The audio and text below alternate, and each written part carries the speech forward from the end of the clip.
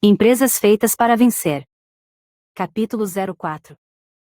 Enfrente a verdade nua e crua, mas nunca perca a fé. Não existe erro mais grave na liderança do que alimentar falsas esperanças que logo se desvanecerão. Winston S. Churchill, The Angel of Fate. No início da década de 1950, a Great Atlantic Pacific Tea Company, mais conhecida como AIP, se destacava como a maior organização de varejo do mundo e uma das maiores empresas dos Estados Unidos, apenas um ponto percentual atrás da General Motors, em vendas anuais.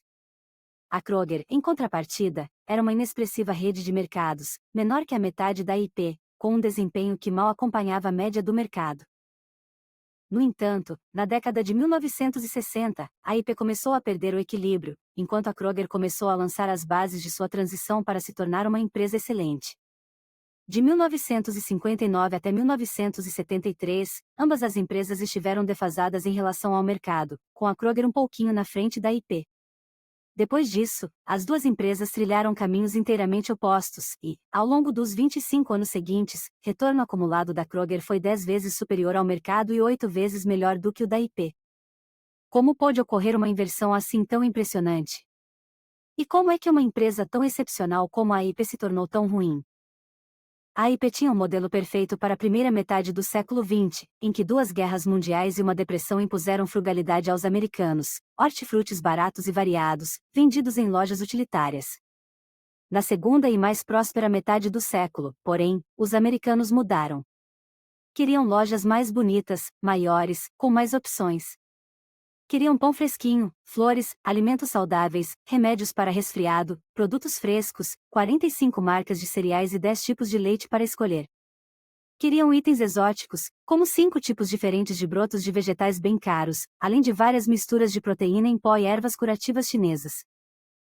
E queriam também poder realizar as operações bancárias e tomar as vacinas anuais para a gripe enquanto faziam compras. Em suma, eles não queriam mais os mercadinhos. Queriam superlojas, com um VSV enorme estampado no balcão, que oferecessem praticamente tudo num só lugar, com estacionamentos enormes, preços em conta, chão limpo e zilhões de caixas. Bem, logo de cara, você pode estar pensando, tá bem, então a história da IP é a história de uma empresa que envelheceu, e que tinha uma estratégia correta para sua época, mas os tempos mudaram e o mundo também, enquanto empresas mais jovens e mais antenadas passaram a oferecer aos clientes mais do que eles desejavam. O que há de tão interessante nisso? O interessante é que, no início da década de 1970, tanto a Kroger quanto a IP eram empresas antigas, a Kroger tinha 82 anos e a IP, 111, ambas tinham quase todos os seus ativos investidos em mercadinhos tradicionais, ambas tinham fortes redutos fora das áreas de maior crescimento nos Estados Unidos, e ambas tinham a exata percepção das mudanças que estavam acontecendo no mundo à sua volta. No entanto, uma dessas duas empresas encarou a realidade nua e crua e mudou completamente todo o seu sistema, em resposta a essas mudanças, e a outra simplesmente enfiou a cabeça na areia. Em 1958, a revista Forbes descreveu a IP como o reino do eremita, governada como uma monarquia absoluta por um velho príncipe. Ralph Burger, o sucessor dos irmãos Hartford, que haviam construído a dinastia da IP, procurou preservar duas coisas, acima de todas as outras: dividendos em dinheiro para a fundação da família e a glória passada dos irmãos Hartford. Segundo um diretor da IP, Burger se considerava a reencarnação do velho John Hartford, a ponto de usar, todos os dias, uma flor da estufa de John Hartford em sua lapela. Ele tentou executar, contra tudo e contra todos, aquilo que ele achava que John Hartford gostaria que fosse feito. Burger instaurou nas decisões a seguinte abordagem: o que o Sr. Hartford faria, e vivia segundo o lema não dá para discutir com 100 anos de sucesso. Na verdade, por intermédio de Burger, o Sr. Hartford continuou a ser a força dominante no conselho, durante quase 20 anos. Não importava o fato de ele já estar morto. À medida que a dura realidade gerada pelo descompasso entre o modelo ultrapassado da empresa e o mundo em transformação começou a se avolumar, a IP montou uma defesa cada vez mais radical. Como parte da estratégia, a empresa abriu uma loja nova, chamada The Golden Key, a chave de ouro, uma marca independente na qual podia fazer testes com novos métodos e modelos, para ver o que os consumidores queriam. A loja não comercializava produtos da marca IP, o gerente tinha mais liberdade, foram criados departamentos novos e mais criativos, e a loja começou a evoluir na direção da moderna superloja. Os consumidores realmente gostaram. E ali, bem debaixo dos seus narizes, os executivos da IP começaram a descobrir a resposta a duas perguntas básicas: por que estavam perdendo o mercado e o que podiam fazer a respeito. E o que foi que os executivos da IP fizeram com a Golden Key? Bem, eles não gostaram das respostas que obtiveram, então fecharam a loja. A IP iniciou, então, um padrão de pular de uma estratégia para outra, sempre em busca de uma solução que resolvesse seus problemas com uma só tacada. Fez campanhas promocionais, lançou programas, tentou todos os modismos, demitiu CIOR, contratou outros CIOR e demitiu estes últimos. Lançou o que um analista do setor chamou de tática da terra arrasada, uma estratégia de corte radical de preços para ganhar mercado, mas jamais lidou com o fato básico de que os consumidores não queriam preços mais baixos, e sim lojas diferentes. 131 ao corte nos preços levou a cortes nos custos, o que deixou as lojas ainda mais desleixadas e com atendimento pior, o que, por sua vez, afastou ainda mais os consumidores, fez as margens caírem mais e resultou em lojas mais sujas e serviço mais precário ainda. Depois de algum tempo, a sujeira se avultava, afirmou um antigo gerente da IP. Não era só sujeira, era sujeira suja. Nesse meio tempo, na Kroger, um padrão completamente diferente foi se revelando. A Kroger também havia feito experimentos, na década de 1960, para testar o conceito da superloja. Por volta de 1970, a equipe executiva da empresa chegou a uma conclusão irreversível: o mercadinho dos velhos tempos, que representava 100% dos negócios da Kroger, estava fadado à extinção. Ao contrário da IP, porém, a Kroger enfrentou essa dura realidade e agiu em cima dela. A ascensão da Kroger foi admiravelmente simples e direta, quase enlouquecedora. Durante as entrevistas, Lee Leveringham e seu predecessor, Jim Ehring, o CIOR durante os anos cruciais da transição, foram atenciosos e colaboraram bastante, mas ficaram um pouco exasperados com as nossas perguntas. Para eles, tudo simplesmente parecia tão cristalino. Quando pedimos a Leveringham para distribuir 100 pontos entre os 5 fatores principais que viabilizaram a transição, ele disse: para mim, essa pergunta surpreende um pouco. O que fizemos, basicamente, foram pesquisas bem amplas, e os dados apareceram, em alto e bom tom: as superlojas eram o futuro. Aprendemos, também, que era preciso ser o número 1 ou o número 2 em cada mercado, pois do contrário teríamos de cair fora. É claro que no início, havia algum ceticismo. Mas assim que encaramos os fatos, não houve realmente dúvidas quanto ao que tínhamos de fazer. Então nós simplesmente fizemos. A Kroger decidiu eliminar, mudar ou substituir cada uma de suas lojas, e sair de todas as regiões que não se enquadravam na nova realidade. Todo o sistema seria virado do avesso, loja a loja, quarteirão a quarteirão, cidade por cidade, estado por estado. No início da década de 1990, a Kroger havia reestruturado seu sistema inteiro dentro do novo modelo, e estava a caminho de se tornar a cadeia de hortifrutis número 1 dos Estados Unidos, posição que atingiu em 1999. Enquanto isso, mais da metade das lojas da IP ainda tinha a velha cara da década de 1950, uma triste lembrança de uma instituição americana que um dia fora ótima. Os fatos são melhores do que os sonhos. Um dos temas dominantes de nossa pesquisa é que os resultados revolucionários advêm de uma série de boas decisões acumuladas e diligentemente executadas. É claro que as empresas feitas para vencer não trilharam um caminho perfeito. Mas, no todo, tomaram muito mais decisões acertadas do que equivocadas, e tomaram muito mais decisões acertadas do que as empresas do grupo de comparação direta. Mais importante ainda é o fato de que, nas escolhas realmente fundamentais, como a decisão da Kroger de investir todos os seus recursos na tarefa de converter o sistema inteiro para o conceito de superloja, essas empresas estavam admiravelmente focadas no alvo. Isso, é claro, incita uma pergunta. Estamos apenas estudando um conjunto de empresas que simplesmente tiveram a sorte de tropeçar no conjunto certo de decisões? Ou existe algum elemento diferenciador em seu processo que aumentou radicalmente suas possibilidades de estarem certas? A resposta, como mais tarde descobrimos, é que existe algo realmente diferente nessas organizações. As empresas feitas para vencer apresentaram duas formas diferenciadas de pensamento disciplinado. A primeira, que é o tema deste capítulo, é que elas impregnaram toda a organização com a dura realidade dos fatos. A segunda, que discutiremos no próximo capítulo, é que elas desenvolveram uma moldura simples e profundamente esclarecedora de referência para todas as decisões. Como no caso da Kroger, quando se inicia um esforço honesto e diligente para estabelecer a verdade sobre dada situação, as decisões certas, em geral, se tornam bem evidentes. Nem sempre, é claro, mas quase sempre. E, mesmo se todas as decisões não se tornarem evidentes, uma coisa é certa: não há possibilidade de que você venha a tomar uma série de boas decisões sem antes enfrentar a realidade nua e crua. As empresas feitas para vencer operaram de acordo com esse princípio, enquanto as empresas do grupo de comparação direta, de modo geral, não agiram assim. Vejamos a Pitney Bowes, em comparação com a Adressografa. Seria difícil encontrar duas empresas em posições tão semelhantes, num momento específico de sua história, e que depois divergiram tão radicalmente. Até 1973, apresentavam receita, lucro, número de empregados e estoques semelhantes. Ambas as empresas tinham posições de quase monopólio de mercado, com praticamente a mesma base de consumo. A Pitney Bowes fabricava seladoras automáticas de correspondência, e a Adressografa produzia máquinas duplicadoras de endereçamento.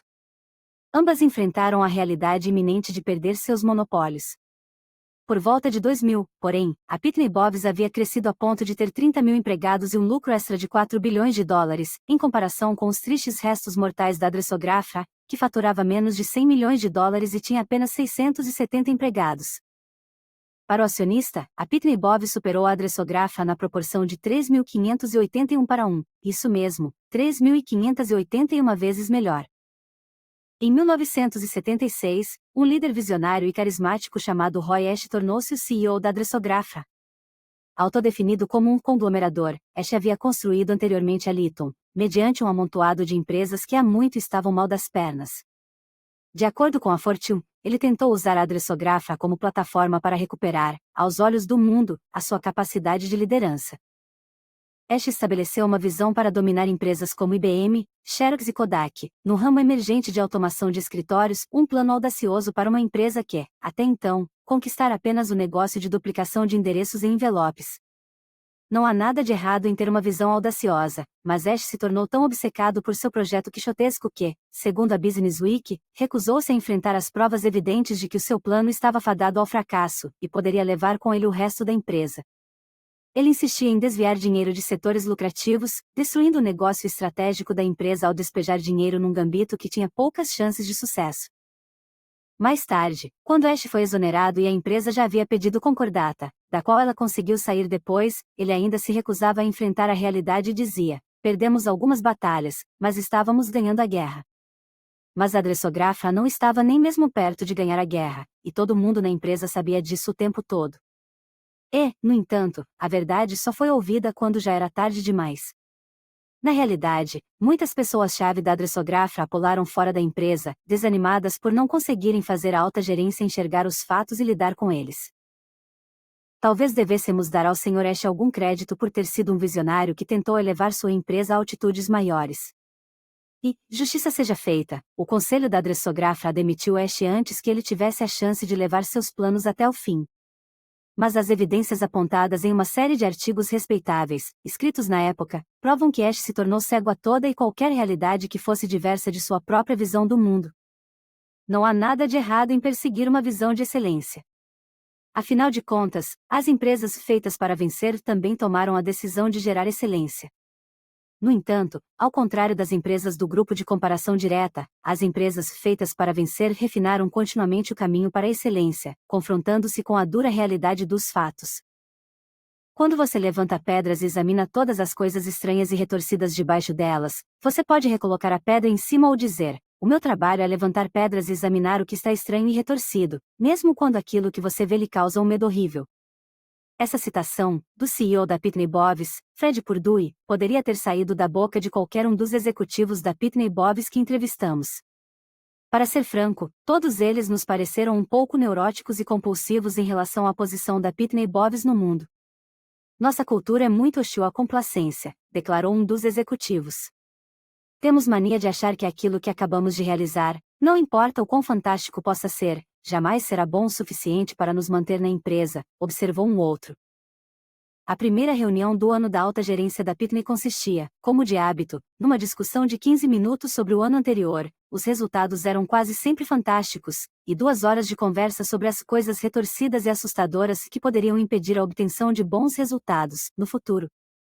As reuniões de vendas da Pitney Bowes eram muito diferentes das conferências de vendas cheias de oba-oba e nós não somos ótimos, tão comuns nas outras empresas. Toda a equipe executiva se colocava aberta aos questionamentos diretos e desafios colocados pelo pessoal de vendas, que lidava diretamente com os consumidores.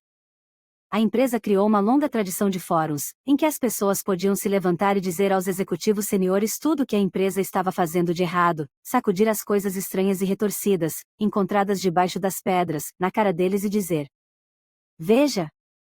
É melhor você prestar mais atenção nisso." O caso da Adressograph, particularmente em comparação com a Pitney Bowes, ilustra um ponto vital. Líderes fortes e carismáticos como Roy Ash podem, muito facilmente, se transformar na realidade que move uma empresa. Ao longo do estudo, encontramos empresas nos grupos de comparação direta nas quais o grande líder liderava com tal força, e inspiravam tal medo, que as pessoas se preocupavam mais com o líder, o que ele diria, o que iria pensar, o que faria, do que com a realidade externa e suas consequências para a empresa. Lembre-se do clima no Bank of America, descrito no capítulo anterior, no qual os gerentes não faziam sequer um comentário, antes de saber ao certo como o CEO se sentia a respeito. Não detectamos esse padrão em empresas como Wells Fargo e Pitney Bowes, em que as pessoas se preocupavam muito mais com as coisas retorcidas e assustadoras do que com os sentimentos da alta gerência. No momento em que um líder se permite ser a primeira realidade com a qual as pessoas na empresa se preocupam, quando a primeira realidade deveria ser a própria realidade, você tem a receita da mediocridade, ou pior. Essa é uma das principais razões que explicam por que líderes menos carismáticos costumam gerar melhores resultados no longo prazo do que seus colegas mais carismáticos. Na verdade, aqueles entre vocês que possuem uma personalidade forte e carismática devem ter em mente que o carisma tanto pode ser um ativo quanto uma dificuldade. A força da sua personalidade pode plantar a semente dos problemas, enquanto as pessoas filtram os problemas e impedem que eles cheguem até você. Você pode superar os riscos de ter carisma, mas isso de fato exige atenção consciente. Winston Churchill compreendeu bem os perigos de sua forte personalidade e conseguiu compensá-los magnificamente, durante a Segunda Guerra Mundial. Churchill, como todos sabem, sustentou uma corajosa e imperturbável visão de que a Inglaterra não apenas sobreviveria, como também se estabeleceria como uma grande nação, apesar de o mundo inteiro se perguntar não se a Inglaterra iria erguer a bandeira branca e pedir paz, mas quando isso aconteceria. Durante os dias mais terríveis, com quase toda a Europa e a África do Norte sob o controle dos nazistas, os Estados Unidos na esperança de ficar fora do conflito e Hitler combatendo num único fronte, até então, ele não havia entrado na Rússia, Churchill declarou: "Estamos determinados a destruir Hitler e todo e qualquer vestígio do regime nazista. Nada nos demoverá deste objetivo. Nada. Jamais parlamentaremos. Jamais negociaremos com Hitler ou com qualquer um de sua gangue. Vamos lutar contra ele por terra. Vamos lutar contra ele por mar. Vamos lutar contra ele no ar. Até que, com a ajuda de Deus, consigamos livrar a terra de sua sombra." Armado dessa corajosa visão, Churchill nunca deixou, porém, de enfrentar a realidade nua e crua. Ele teve medo de que sua personalidade forte e dominadora pudesse impedir que as más notícias chegassem até ele em sua forma mais brutal. Então, logo no início da guerra, ele criou um departamento completamente independente, fora da cadeia normal de comando, chamado Gabinete Estatístico, cuja função principal era alimentá-lo, com atualização constante e sem qualquer filtro, com a dura realidade dos fatos. Ele contou muito com essa unidade especial durante toda a guerra, perguntando repetidamente pelos fatos, apenas os fatos. Enquanto as tropas nazistas varriam a Europa, Churchill ia para a cama e dormia profundamente. "Eu não precisava acalentar sonhos", escreveu. "Fatos são melhores do que sonhos." Um clima em que a verdade é ouvida. Bem, você talvez esteja pensando, como é que se motiva as pessoas com a dura realidade dos fatos? A motivação não flui basicamente de uma visão forte? A resposta, surpreendentemente, é não. Não porque a visão não seja importante, mas porque gastar energia tentando motivar as pessoas é, de modo geral, uma perda de tempo.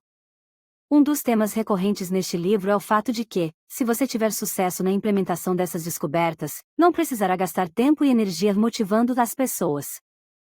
Se você tem as pessoas certas no barco, elas se automotivarão.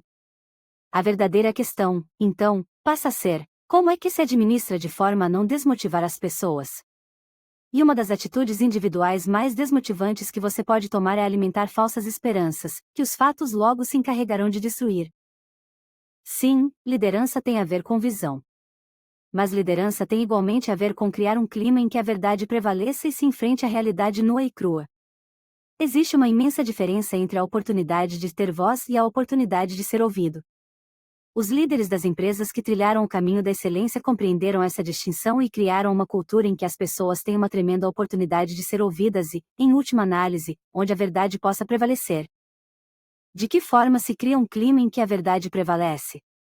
Apresentamos aqui 4 práticas básicas. 1. Lidere com perguntas, não com respostas. Em 1973, um ano depois de assumir o posto de CEO, transmitido por seu pai, a empresa de Alan Wurtzel estava no limiar da falência, correndo o risco de descumprir os acordos de empréstimo. Na época, a empresa, cujo nome era Vardes, favor não confundir com Montgomery Vardes, era uma miscelânea de lojas de eletrodomésticos e som, sem um conceito unificador. Ao longo dos 10 anos seguintes, Wurtzel e sua equipe não só fizeram a virada da empresa como criaram também o conceito da Circuit City e lançaram as bases para um recorde impressionante de resultados, que superou 22 vezes a média do mercado, desde a data de sua transição, em 1982, até 1º de janeiro de 2000. Quando Alan Wurtzel iniciou sua longa cruzada de uma situação pré-falimentar até esses resultados espetaculares, começou dando uma resposta admirável à pergunta sobre aonde queria levar a empresa: não sei. Ao contrário de líderes como Roy Ash, da Adressographa, Wurtzel resistiu à ânsia de chegar com uma resposta.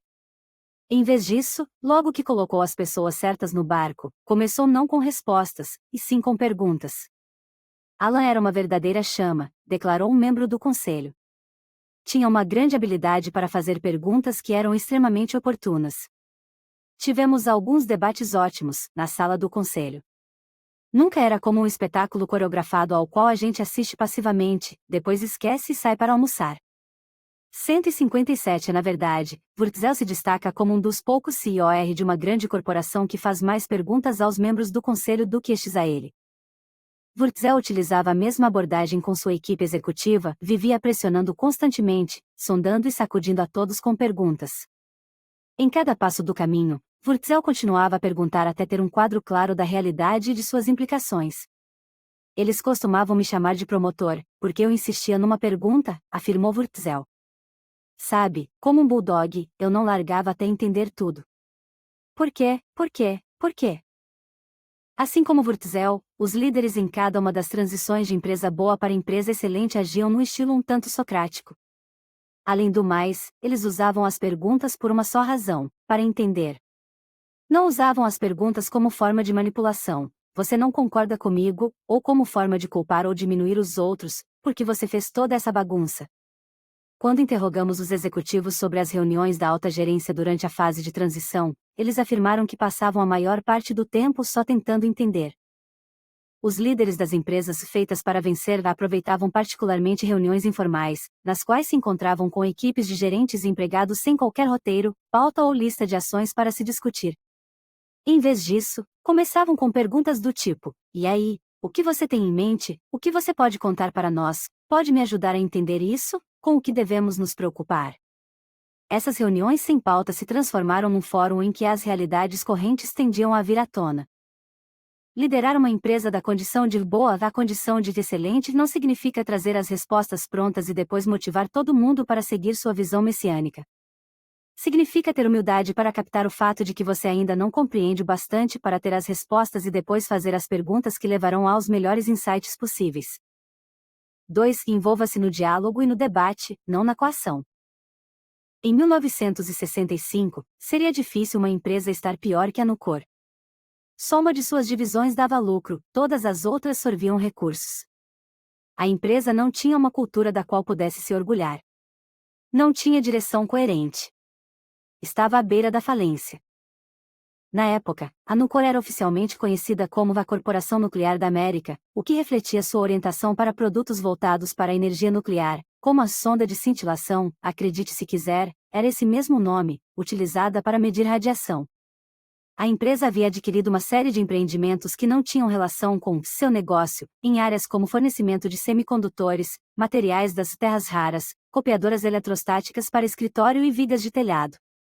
No início de sua transformação, em 1965, a Nucor não fabricava um só grama de aço, nem gerava um centavo de lucro. 30 anos depois, a Nucor era uma das 4 maiores produtoras de aço do mundo e, por volta de 1999, gerou lucros anuais maiores do que os de qualquer outra siderúrgica norte-americana. Como se deu a transição da Nucor, de péssima corporação nuclear da América para talvez a melhor siderúrgica da América? Em primeiro lugar, a Nucor se beneficiou da ascensão de um líder de nível 5, Ken Iverson, que era gerente-geral da divisão de vigas de telhado e foi promovido a CEO. Em segundo lugar, Iverson colocou as pessoas certas no barco, montou uma equipe memorável, com pessoas como Sam Siegel, descrito por um de seus colegas como o melhor gerente financeiro do mundo, um verdadeiro mágico, e David Aycock, um gênio em questões operacionais. Bem, e aí? Assim como Alan Wurtzel, Iverson sonhava construir uma empresa que primasse pela excelência, mas se recusava a começar com uma resposta para a pergunta como chegar lá. Em vez disso, desempenhou o papel de moderador socrático numa série de debates acalorados. Criamos uma rotina de reuniões de gerentes gerais, e meu papel era mais de mediador, comentou Iverson. E as reuniões eram um caos. A gente ficava lá durante horas, resolvendo as questões, até chegarmos a algum lugar. Às vezes, as reuniões se tornavam tão violentas que as pessoas quase pulavam em cima da mesa para bater umas nas outras. Elas gritavam. Perdiam a compostura e davam socos na mesa. Os rostos ficavam vermelhos e as veias saltavam. O assessor de Iverson conta uma cena que se repetiu ao longo dos anos, em que os colegas entravam na sala de Iverson e gritavam e berravam uns com os outros, mas saíam de lá com uma conclusão. Discutir e debater, depois vender os negócios nucleares, discutir e debater, depois focar nas vigas de aço para telhados, discutir e debater, depois começar a fabricar o seu próprio aço, discutir e debater, depois construir uma segunda mini-usina, e daí por diante. Quase todos os executivos da Nucor com os quais falamos descreveram um clima de debate, dentro do qual a estratégia da empresa evoluiu ao longo de muitas discussões e lutas internas. Assim como a Nucor, todas as empresas feitas para vencer tinham uma inclinação para o intenso diálogo. Frases como o debate acirrado, discussões acaloradas e conflito saudável apimentavam os artigos e as transcrições de entrevistas sobre todas as empresas. Elas não usavam a discussão como um processo falso, de deixar as pessoas terem voz para que pudessem comprar uma decisão pré-estabelecida. O processo era mais parecido com um acalorado debate científico, com as pessoas empenhadas na busca das melhores respostas. 3. Faça autópsias, mas não jogue a culpa nos outros. Em 1978, a Philip Morris adquiriu a 7-Up Company, apenas para vendê-la, 8 anos mais tarde, com prejuízo. 164. O prejuízo financeiro foi relativamente pequeno, comparado aos ativos totais da Philip Morris, mas a bobagem foi muito visível e consumiu milhares de horas de precioso tempo de gerenciamento. Em nossas entrevistas com os executivos da Philip Morris, ficamos perplexos com a forma como todos eles falaram sobre essa derrota, por iniciativa própria, e discutiram o assunto abertamente. Em vez de esconder o seu grave erro, eles pareciam sentir necessidade quase terapêutica de falar sobre ele. Em seu livro I'm a Lucky Guy, Sou um Cara de Sorte, Joe Kuhlman dedica 5 páginas ao exercício de dissecar o desastre da 7-Up. Ele não esconde a embaraçosa verdade, foi uma decisão furada. No livro, ele faz uma análise clínica de 5 páginas sobre o erro, suas implicações e suas lições. Centenas, se não milhares, de horas homem foram consumidas em autópsias do caso 7-Up. No entanto, da mesma forma que eles falaram a respeito desse fracasso estrondoso, ninguém apontou dedos para culpar ninguém. Existe apenas uma exceção a esse modelo, Joe Kuhlman, de pé na frente do espelho, apontando o dedo diretamente para si mesmo. Ficou claro que esse foi outro plano de Joe Kuhlman que não deu certo, escreveu sobre si mesmo. Ele vai ainda mais longe e insinua que, se tivesse escutado melhor as pessoas que desafiaram sua ideia na época, o desastre poderia ter sido evitado. Ele faz questão de dar o crédito, em retrospectiva, àqueles que estavam certos, citando nominalmente os indivíduos que foram mais previdentes que ele próprio. Numa era em que os líderes vão a extremos para preservar a imagem de sua própria trajetória e saem na frente para reclamar o crédito por terem sido tão visionários, enquanto seus colegas não o foram, e encontram sempre alguém para culpar, quando suas decisões dão errado, é um oásis encontrar alguém como Kuma. Ele deu o tom: eu assumo a responsabilidade por essa decisão errada. Mas todos nós assumiremos o compromisso de extrair o máximo aprendizado do preço que pagamos pelo erro. Quando você faz autópsias e não culpa ninguém, dá um passo muito importante no sentido de criar um clima em que a verdade prevaleça. Se você tem as pessoas certas no barco, quase nunca deve culpar ninguém, deve apenas buscar o entendimento e o aprendizado. 4. Crie mecanismos de bandeira vermelha. Nós vivemos na era da informação, em que aqueles que detêm informações melhores e em maior quantidade supostamente têm uma vantagem. Se você examinar a ascensão e queda das organizações, porém, raramente encontrará empresas que caem por falta de informação. Os executivos da Bethlehem Steel sabiam há anos da ameaça das mini-usinas siderúrgicas, como a Nucor. Mas deram pouca atenção ao assunto, até que, um dia, acordaram e descobriram que haviam perdido grandes fatias de mercado. A Upjohn tinha boa quantidade de informações que indicavam que alguns dos produtos que iria lançar não conseguiriam gerar os resultados desejados, ou pior, tinham efeitos colaterais potencialmente sérios. No entanto, quase sempre ignorava esse problema.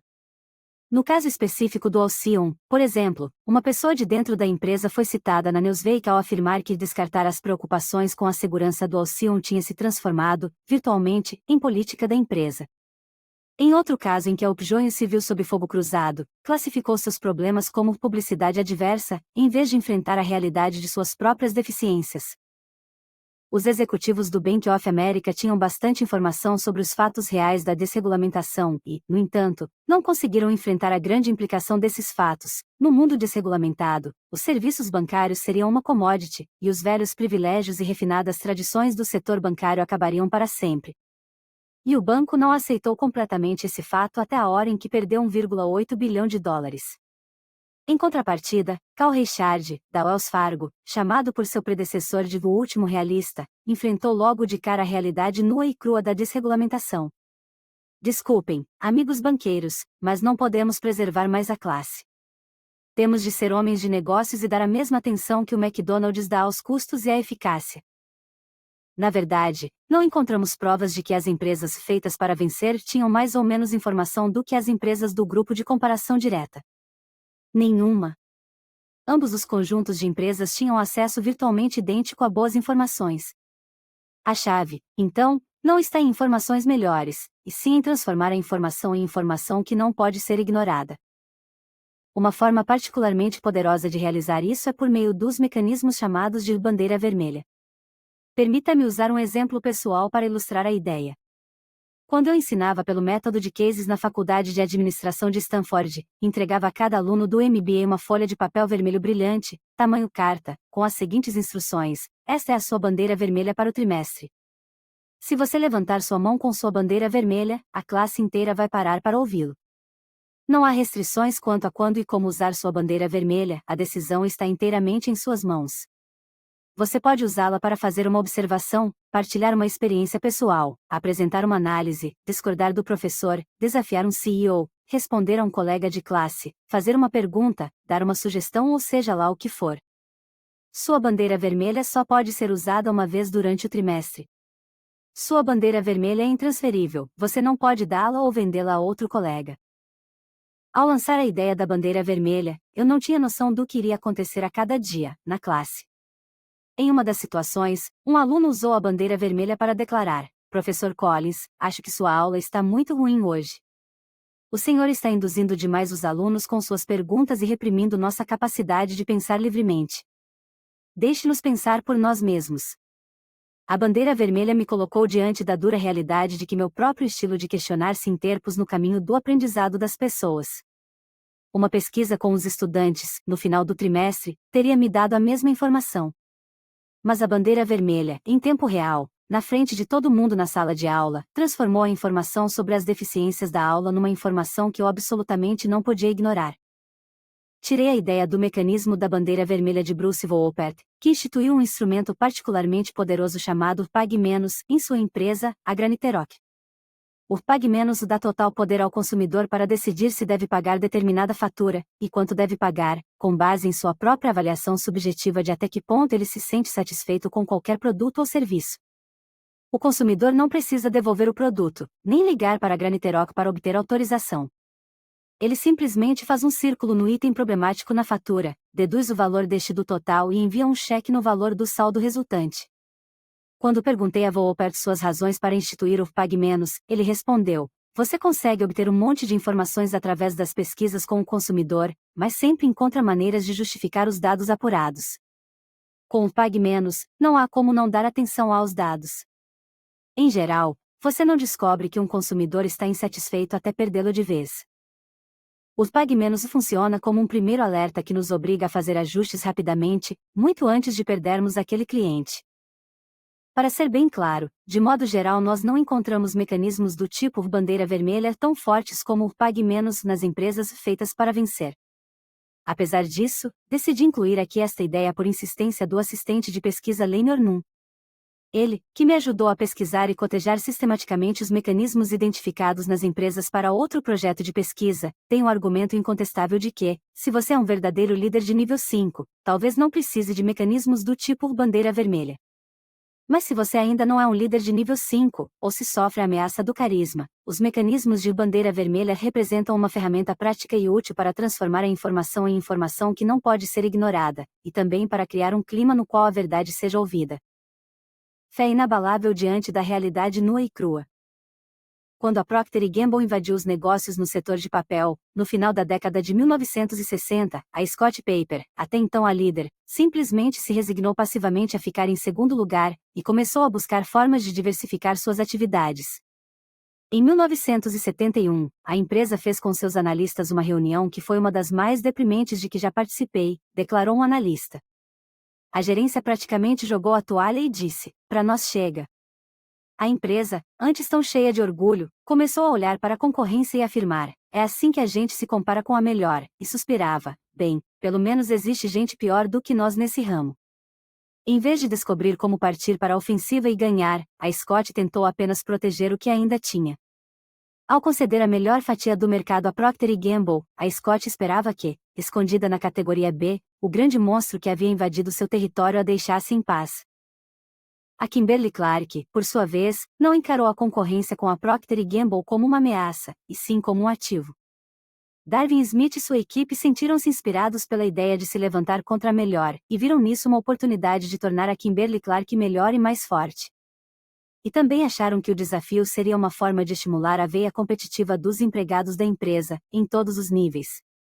Numa reunião, Darwin Smith se adiantou e começou seu discurso pedindo: "Muito bem, quero que todos fiquem de pé e façam um minuto de silêncio." Todos olharam em volta, se perguntando o que Darwin estaria preparando. Será que alguém tinha morrido? Então, após um momento de confusão, todos ficaram de pé e olharam para os próprios pés, em silêncio e reverência. Após uma pausa calculada, Smith olhou para o pessoal e disse, em tom sombrio: "Esse foi o nosso minuto de silêncio pela Procter & Gamble." O salão explodiu. Blair White, diretor que testemunhou o incidente, contou: "Ele conseguiu envolver todo mundo nisso, o pessoal de cima e o de baixo, até o chão de fábrica. A gente ia derrotar Golias."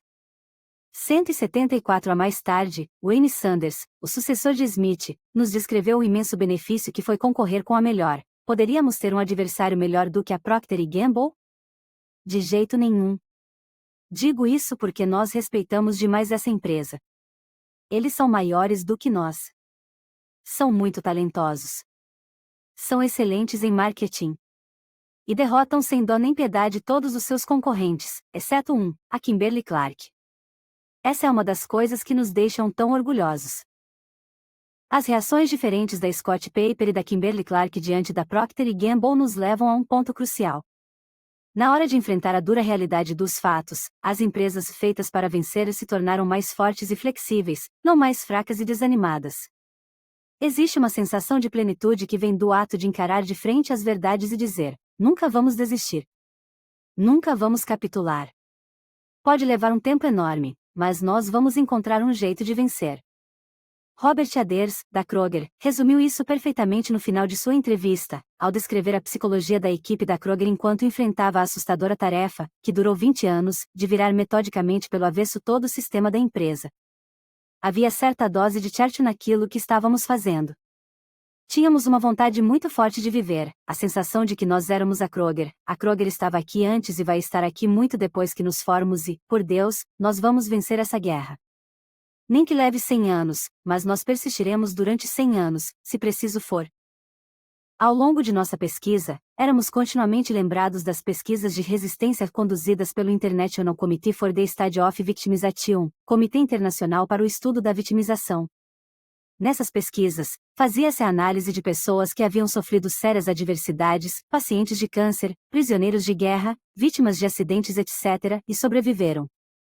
As pesquisas detectaram que essas pessoas, em geral, se enquadravam em 3 categorias: aquelas que foram permanentemente derrotadas pelo fato, aquelas que retomaram sua vida normal e aquelas que utilizaram a experiência como um divisor de águas, que as tornou mais fortes. 177. As empresas que passaram de boas a excelentes eram exatamente iguais às pessoas do terceiro grupo, em relação ao fator de resistência.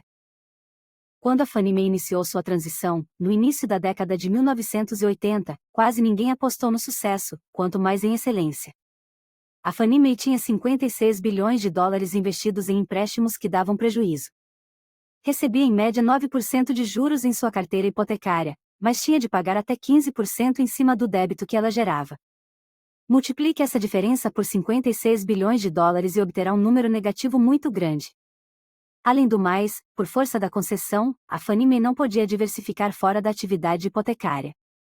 A maioria das pessoas considerava a Fannie Mae totalmente à mercê das flutuações na taxa de juros. Se sobem, a Fannie Mae perde; se caem, a Fannie Mae ganha, e muitos acreditavam que a empresa só poderia ter sucesso se o governo interviesse para baixar as taxas de juros. 178 é a única esperança, comentou um analista.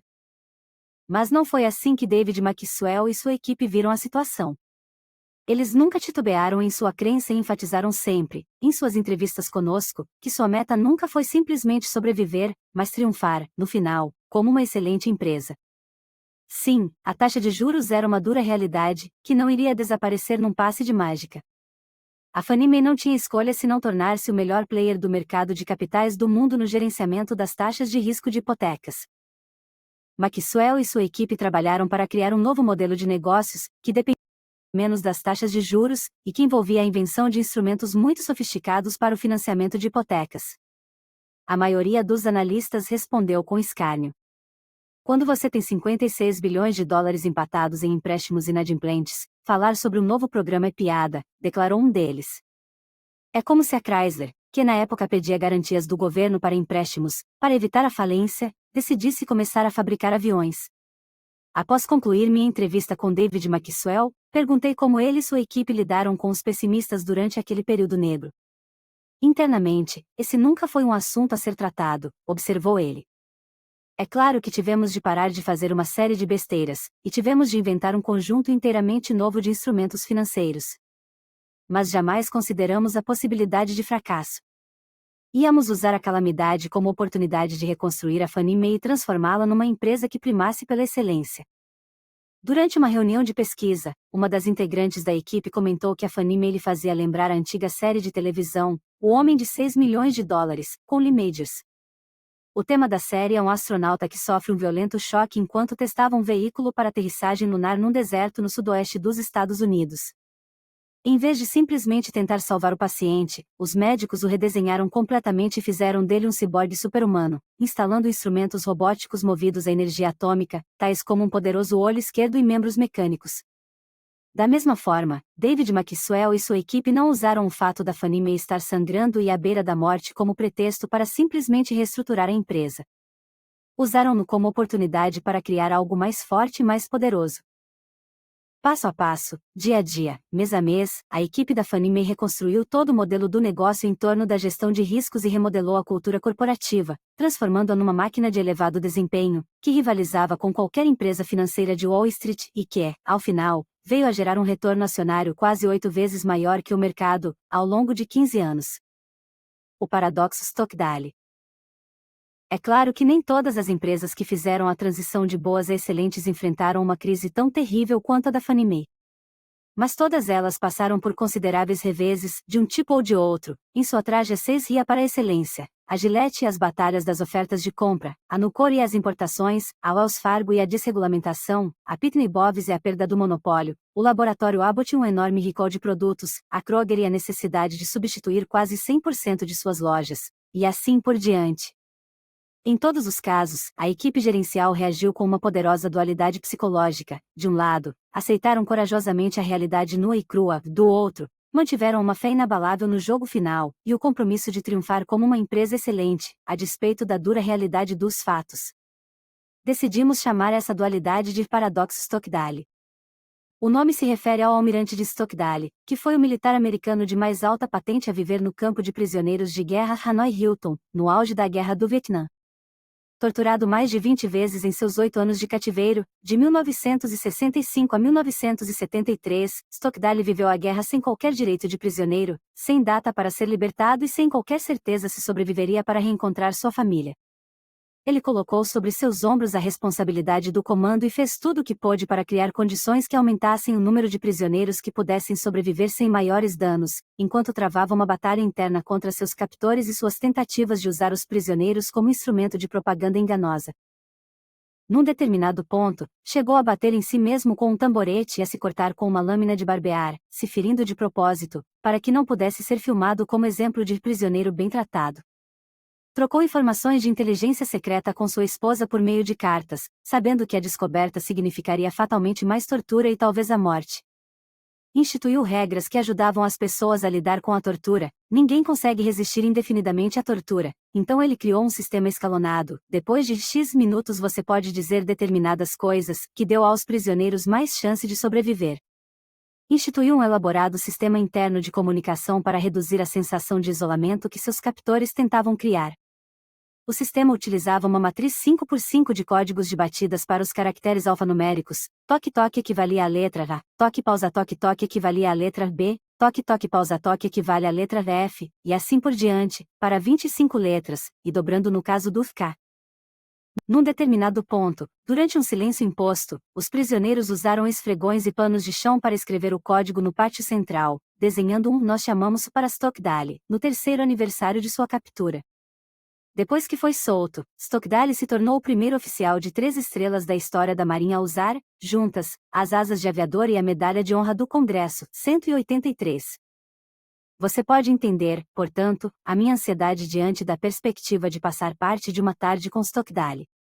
Um de meus alunos havia escrito sua monografia sobre Stockdale, que por acaso era um dos pesquisadores seniores que estudavam os filósofos estoicos no Instituto Hoover, exatamente em frente ao meu escritório, do outro lado da rua, e Stockdale nos convidou para almoçar. Para me preparar, li em Love and War, No Amor e na Guerra, o livro que Stockdale e sua esposa haviam escrito, em capítulos alternados, com a crônica de suas experiências ao longo daqueles 8 anos. À medida que avançava no livro, percebi que estava ficando deprimido. Tudo parecia tão triste, a incerteza de seu destino, a brutalidade de seus captores e tudo mais. De repente, algo bateu em mim. Aqui estou eu, sentado em meu escritório aquecido e confortável, olhando para o belo campus de Stanford, numa bela tarde de sábado. Estou ficando deprimido ao ler isso, e eu conheço o final da história. Sei que ele escapa, se une de novo à sua família, torna-se um herói nacional e passa os anos seguintes estudando filosofia nesse mesmo belo campus. Se as situações que ele viveu me deprimem, como é que esse homem lidou com elas quando de fato estava lá e não sabia qual seria o final da história? Jamais perdi a fé no final da história, comentou Stockdale, quando lhe perguntei. Nunca duvidei, não apenas de que sairia vivo, mas que também venceria no final e transformaria aquela experiência num divisor de águas da minha vida, experiência que, em retrospectiva, eu não trocaria por nada. Fiquei em silêncio durante vários minutos, e continuamos a lenta caminhada rumo ao clube universitário. Stockdale mancava e balançava em arco sua perna rígida, que nunca se recuperara totalmente das constantes torturas. Finalmente, após uns 100 metros de silêncio, perguntei. Ah, isso é fácil, respondeu ele. Os otimistas. Os otimistas? Não entendi, respondi, agora completamente confuso em função do que ele havia dito, 100 metros antes. Os otimistas eram aqueles que diziam, estaremos fora daqui na época do Natal. Bem, o Natal chegava, o Natal ia embora. E eles diziam: estaremos fora daqui na Páscoa. E a Páscoa chegava e ia embora. E depois vinha o dia de ação de graças, e o Natal novamente. E eles morriam com o coração partido. Outra longa pausa, e continuamos a caminhar. Depois ele virou para mim e disse: essa é uma lição muito importante.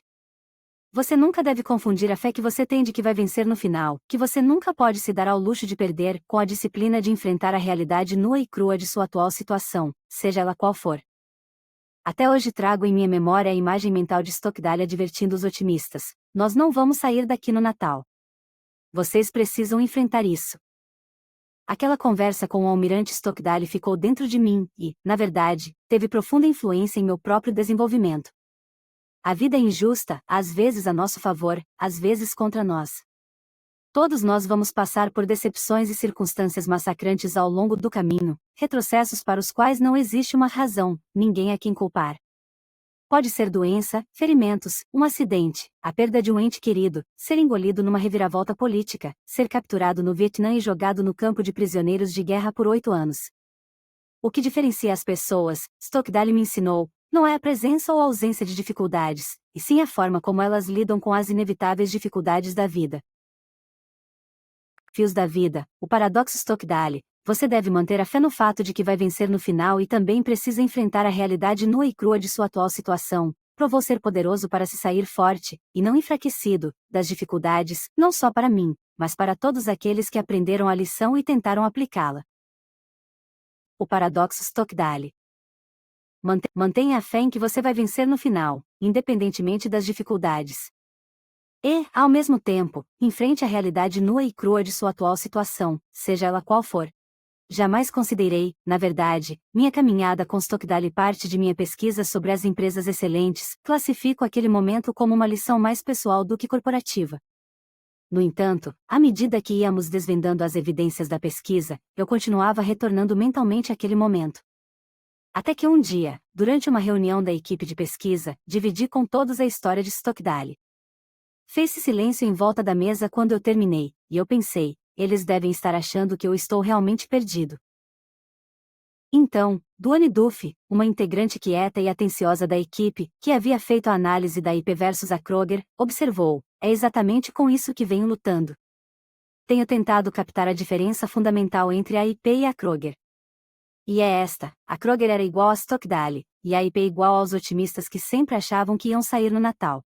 Os outros membros da equipe começaram a concordar, pois percebiam a mesma diferença entre as empresas que comparavam: a Wells Fargo versus o Bank of America diante da desregulamentação, a Kimberly-Clark versus a Scott Paper diante do terrível poderio da Procter & Gamble, a Pitney Bowes versus a Dressographa diante da perda de seus monopólios, a Nucor versus a Bethley Steel diante das importações, e assim por diante. Todas elas apresentaram esse padrão psicológico paradoxal, e nós o batizamos de paradoxo Stockdale. O paradoxo Stockdale é a marca de todos aqueles que criam excelência, seja na liderança de suas próprias vidas ou na liderança de outras vidas. Churchill viveu isso durante a Segunda Guerra Mundial. O almirante Stockdale, assim como Victor Franco antes dele, viveu essa experiência num campo de concentração.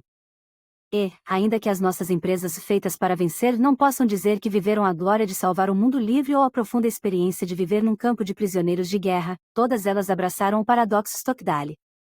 Não importa o quão triste fosse a situação ou quão ridícula sua mediocridade, todas elas mantiveram uma fé inabalável em que não apenas sobreviveriam, mas venceriam como empresas excelentes. E, no entanto, ao mesmo tempo, tornaram-se incansavelmente disciplinadas na tarefa de enfrentar a realidade nua e crua de sua verdadeira situação. Assim como grande parte do que descobrimos em nossa pesquisa, os elementos-chave da excelência são absurdamente simples e diretos. Os líderes das empresas feitas para vencer foram capazes de desconsiderar uma grande quantidade de barulho e desordem, e de se concentrar nas poucas coisas que teriam mais impacto. E eles conseguiram isso, em grande parte porque operavam em ambos os lados do paradoxo Stockdale, sem deixar um lado ofuscar o outro. Se você for capaz de adotar esse padrão duplo, vai aumentar consideravelmente suas chances de tomar uma série de boas decisões e, finalmente, descobrir um conceito simples e altamente inspirador, segundo o qual possa fazer as escolhas realmente ótimas. Tão logo você chegue a esse conceito simples e unificador, estará bem próximo de fazer uma transição sustentável para resultados que caracterizam uma ruptura. E é da criação do conceito que trataremos no próximo capítulo. Resumo do capítulo. Enfrente a realidade nua e crua. Pontos-chave. Todas as empresas que deixaram de ser boas para se tornar excelentes iniciaram o processo de encontrar seu caminho para a excelência enfrentando a dura realidade de sua situação na época. Quando você começa com um esforço honesto e diligente para determinar a verdade da sua situação, as decisões certas costumam ficar claras. É impossível tomar boas decisões sem imbuir todo o processo do ato de enfrentar honestamente a realidade nua e crua. Uma tarefa básica no processo de tornar uma empresa excelente é criar uma cultura em que as pessoas tenham uma tremenda oportunidade de ser ouvidas e, em última análise, na qual a verdade prevaleça. O processo de criar um clima em que a verdade prevaleça envolve 4 elementos básicos. 1. Lidere com perguntas, não com respostas. 2. Envolva-se no diálogo e no debate, não na coação. 3. Faça autópsias, mas não jogue a culpa nos outros. 4. Monte mecanismos de bandeira vermelha que transformem meras informações em informações que não possam ser ignoradas. As empresas feitas para vencer enfrentaram adversidades na mesma proporção que as empresas do grupo de comparação direta, mas reagiram a elas de forma diferente. Elas encararam de frente a realidade de sua situação. Por isso, saíram das adversidades muito mais fortalecidas. A psicologia básica para conduzir uma empresa boa à excelência é o paradoxo Stockdale. Mantenha a mais absoluta fé no fato de que você pode e vai vencer no final, independentemente das dificuldades e, ao mesmo tempo, encare e enfrente a dura realidade de sua situação, seja ela qual for. Descobertas surpreendentes. O carisma pode ser tanto um risco quanto um ativo, na medida em que a força de sua personalidade pode impedir que as pessoas lhe apresentem a dura realidade dos fatos. A liderança não começa só com a visão. Começa na hora em que se leva as pessoas a encararem a realidade nua e crua e a atuarem em cima de suas implicações. Levando as pessoas é esforço desperdiçado. A verdadeira pergunta não é: como é que vamos motivar o nosso pessoal? Se você tem as pessoas certas, elas se automotivarão. A chave é não desmotivá-las. Uma das principais maneiras de desmotivar as pessoas é ignorar a realidade tal como ela é,